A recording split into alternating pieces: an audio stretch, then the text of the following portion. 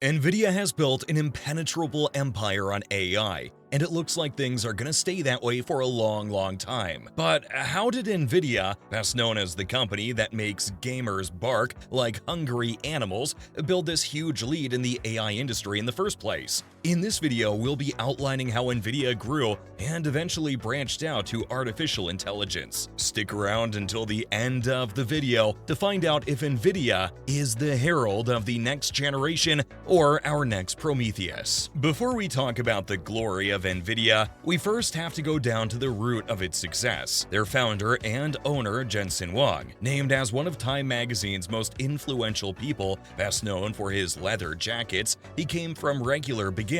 He immigrated from Taiwan to the US when he was just a kid, and eventually took up engineering at Oregon State and Stanford. It was there at a Denny's where he would meet Chris Malachowski and Curtis Preem, the two missing pieces to Nvidia's puzzle. Now, at the time, 3D processing and computer graphics were reserved for only some of the biggest budgets. This has led to amazing technological masterpieces like Jurassic Park, and some childhood nightmares due to uncanny valley animation. The Nvidia trio wanted to take this power, harness it, and bring it to the people like Prometheus teaching people about fire. And what they had really was fire. But there was only one problem with this vision. The entire reason why this technology isn't accessible to regular people is that it was limited by the current hardware. Everyone was thinking of how to squeeze as much power as they can from the CPU. And that question had everyone stumped, but not the Nvidia trio. They wanted to go above and beyond what was possible at the time,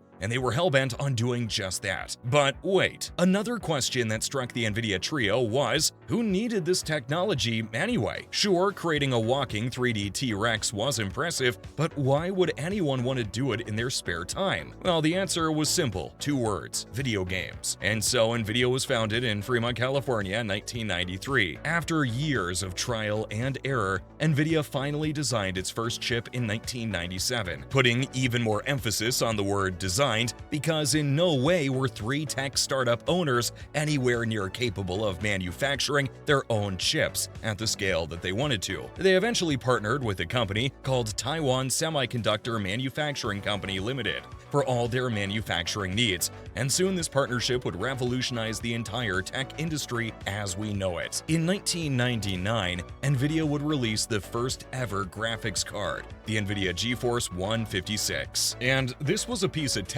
that was completely unheard of. Before this, IBM was just creating bigger and better processors in specialized computers. But now Nvidia made what is basically a shot of steroids for your computer, unlocking its full potential. This graphics card introduced programmable graphics that allowed custom shading and lighting effects for video games. No more sharp polygons. The tech world was so impressed that Microsoft itself reached out to Nvidia to delegate them as the main supplier of GPUs and microchips for their Xbox systems. But while better graphics in a video game is impressive and we're endlessly grateful, how in the world did they transition into tech? The answer lies in their software called CUDA. CUDA is a piece of software integrated into Nvidia graphics cards in 2006 that allowed users to reprogram their own graphics cards. Suddenly, these chips that were built to push a single button were now reprogrammed into general-purpose machines that could hit multiple buttons as fast as possible. Suddenly, these chips weren't just processing graphics for games,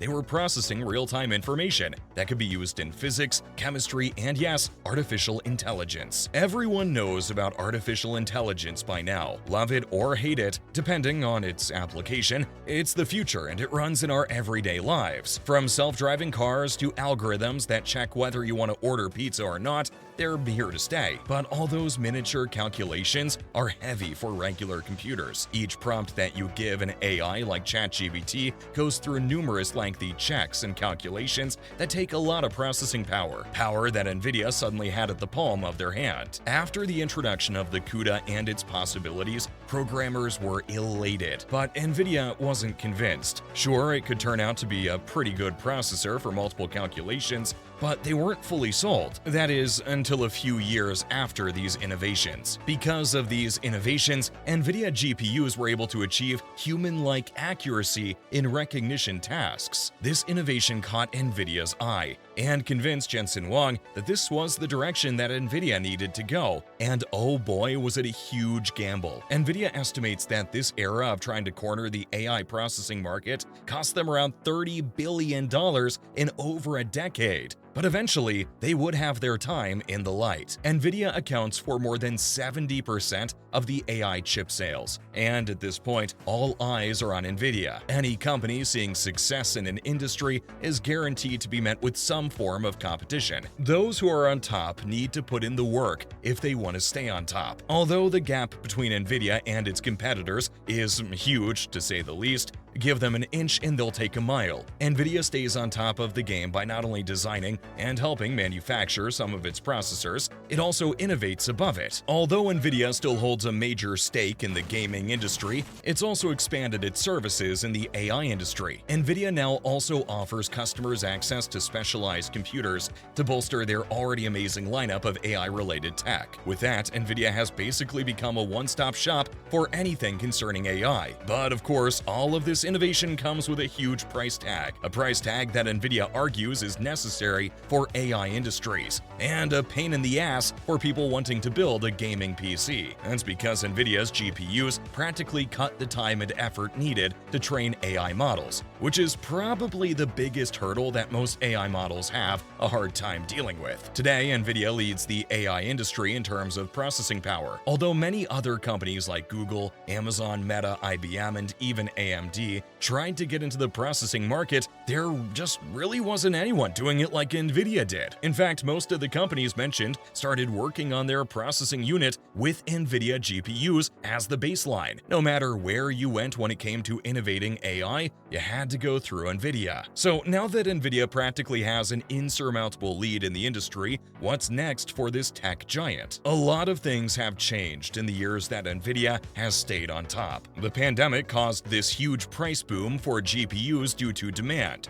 And Nvidia hasn't let up on innovation even just for a bit. Nvidia recently announced the H100 chip, and it's looking to be another industry-warping tech innovation from the company. The H100 is a huge leap in terms of innovation, increasing calculation speed, software integration, and it's the perfect fit for generative AI like ChatGPT, which now runs most of its processing through Nvidia GPUs. In fact, this new chip is so highly sought after that multiple tech startups and big companies are literally fighting for the chance to buy it. And these startups don't even bother to look at the price tag. Industry executives and analysts say each H100 cost $15,000 to more than 40 grand, depending on the deal they strike. Nvidia is, of course, basking in the green glow of competitor envy. But this envy is slowly turning into worry, since Nvidia, being the technological superpower, is taking the liberty of choosing which company to supply their already scarce H100 chips to. And with the introduction of the Grace Hopper, a massive Frankenstein's monster of a GPU, it seems Nvidia has now found itself with the power to decide which company innovates and which one doesn't. So for now, I think it's safe to say that the $30 billion